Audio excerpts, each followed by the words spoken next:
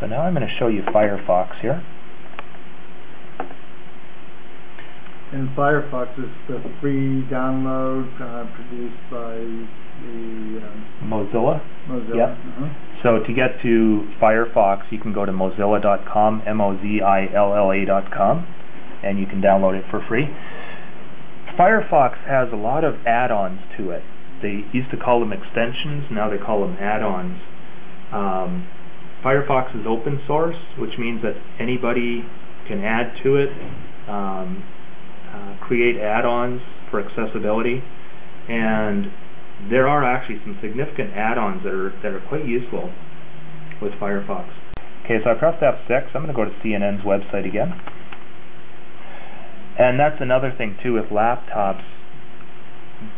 Generally, people who are using laptops are using them wirelessly at some point. With laptops, you are in many ways compromised as far as the screen size.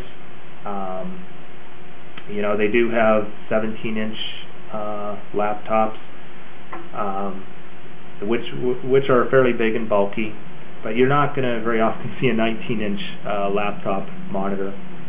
And that greater size can often make a big difference for a visually impaired person. So these strategies are even more important for a person using a laptop, say in a coffee shop or in a campus environment. Okay. I'm glad you raised that, of course, since we are My Wireless Review, that while we're interested in all technology and internet and other communication, of course, we also want to speak to the needs of people using wireless communications, and of course, laptops are often used in a wireless environment. Right, exactly. Okay, so this is Firefox. Again, I'll do the, as you can see with the control spin wheel, this works really well with Firefox. But again, we're getting cut off here. You can only read a portion of the text. Now there are some options here in Firefox which I really like. I'm going to go to the View menu, and I'm going to go to Page Style, and I'm going to choose No Style. Okay? What this does is it puts everything in sort of a linear fashion. So I can blow things up here, and I no longer have to sweep left to right, side to side. Everything fits on the screen. So it automatically wraps the text around to the new line in accordance with the size of the font? Exactly. So it has automatic wraparound. Okay. And there's a lot less scanning for a visually impaired person left to right. And I don't even need to know where the mouse is. I can just use the spin wheel, and I can move up and down this web page at will. Now obviously the formatting is going to change. If there's a comfort level established with the formatting of a specific web page, a person's going to need to get used to this sort of format. But as far as speed of reading, as far as ease of use, this is really useful. It almost looks like the way it displays on a handheld mobile right. device, like a phone or something. Exactly. And that's a really good example, because the mobile phone, anyone who's say 40 years or older, maybe with some presbyopia happening, that kind of stuff. I mean, they're literally a low vision person because they're using a very, very small screen with very, very small text, and that same concept holds true with this as well. So just to review then, in Firefox you go to View, the View menu, and then what do you do to get this?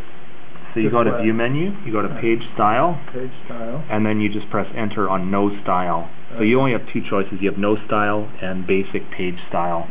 Yeah. So I guess one upshot of all of this is that, as you pointed out before, that in the last year and a half, 2 years, there has been a lot of developments in these browsers in terms of alternate viewing options. Definitely, yeah, definitely. Especially with images. That even Firefox a while ago you weren't able to blow up images, but now it's very accessible. Mm-hmm. Let me show you an add-on here, and what I did is I bookmarked it. One big difference between Internet Explorer and Firefox from a functional standpoint with the menu bars is Internet Explorer calls them favorites, and Firefox calls them bookmarks. So I'm going to go to bookmarks, and I actually have one of their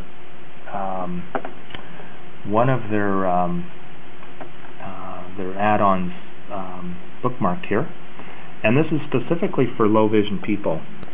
Okay, here we go. It's a bit of an odd name, HIVI. I think they abbreviated it for high vision. So this is actually a really functional add-on, and I'll show you how easy it is to download. And again, this is open source, so anybody that has some expertise in this can add to this. So I'm just going to click Add to Firefox, and it's going to allow me to download it here. Another thing I like about Firefox is when you download it, there's no need to browse through different folders and whatnot to look at where the actual item is that you downloaded. It actually pops up in its own window. Now I can double click on this.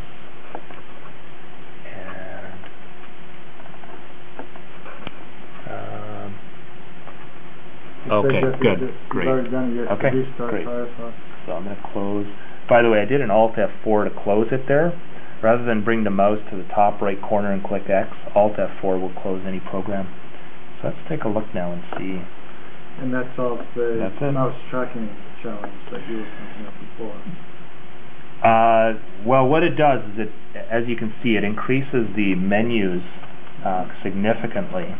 So for a low vision person, before we could blow up the screen within the actual web browser itself. We could increase the text size and the images, but here the menus are actually blown up, and we have the back arrow and forward arrow, the home or the started, I guess it's the home button. There is a disadvantage to this. You can see it's taking more of the screen. It's taking probably almost a quarter of the screen, so the viewable area isn't as good.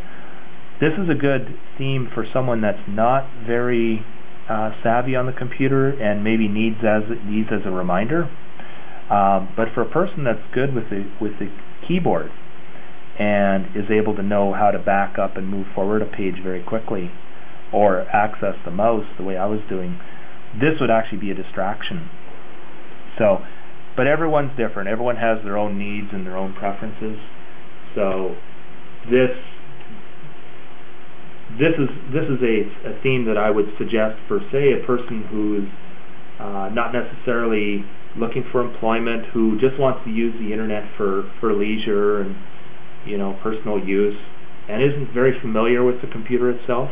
This would be a good layout for them because the big icons are fairly self-explanatory.